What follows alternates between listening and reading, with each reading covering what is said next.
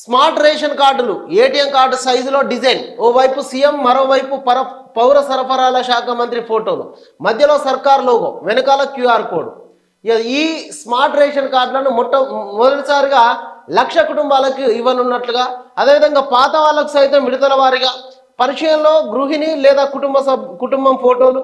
మీ సేవ ద్వారా కొత్తగా 1.3 లక్షల దరఖాస్తులు, మరో 1,00,000కు పైగా రావచ్చని అధికారుల అంచనా. ఈ లబ్ధిదారులకు ఇచ్చేటువంటి స్మార్ట్ రేషన్ కార్డులు ఇచ్చేటందుకు ప్రభుత్వం సిద్ధమైంది. ఇవి ఏటీఎం కార్డు సైజులో ఉంటాయి. ఓవైపు సీఎం ఫోటో, అదేవిధంగా మంత్రి పౌర సరఫరాల శాఖ మంత్రి, అదేవిధంగా ఆ కార్డు పైన ఆ ఇంటి గృహిణి లేదా కుటుంబం వివరాలు ఆ ఫోటోలు ఉండేటువంటి అవకాశం ఉంది. దానిపైన క్యూఆర్ కోడ్ ఉంటుంది. ఆ రేషన్ కార్డుకు సంబంధించినటువంటి డీటెయిల్స్ కూడా, ఆ రేషన్ దుకాణానికి సంబంధించిన డీటెయిల్స్ కూడా ఉంటాయి. అదేవిధంగా అడ్రస్ కూడా ఉంటుంది. ఇవన్నీ ఇదంతా కూడా దీనికి సంబంధించి ఒక టెండర్ అతి తొందర లోపల పిలిచి మొట్టమొదటిసారిగా 1,00,000 మందికి కార్డులు పంపిణీ చేసేటువంటి అవకాశం ఉన్నట్టుగా తెలుస్తూ ఉన్నది. మీ సేవ ద్వారా ఇప్పటికే 1.3 లక్షల మంది దరఖాస్తులు చేసుకున్నారు.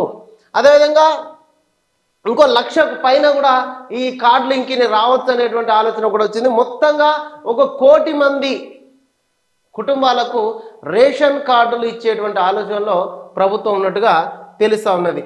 గత 10 ఏళ్ళుగా కొత్త రేషన్ కార్డులు లేనటువంటి ఆ పరిస్థితి నుంచి 1 కోటి మందికి రేషన్ కార్డులు ఇవ్వాలని చెప్పేసి తాజా ప్రభుత్వం ఆలోచన చేయడం నిజంగా ఒక దిగువ మధ్యతరగతి కుటుంబాలకు ఒక ఉపయోగకరంగా ఉండబోతా ఉన్నట్టుగా తెలుస్తూ ఉన్నది. ఈ సైబర్ సేఫ్టీలో తెలంగాణ నెంబర్ 1. సైబర్ క్రైమ్ పైన దేశవ్యాప్తంగా ఒక వ్యవస్థ అవసరం. మన కంప్యూటర్ మొబైలే లైబ్రరీ. దేశవ్యాప్తంగా 22,812 కోట్లు దోచేసిన సైబర్ నేరగాళ్లు.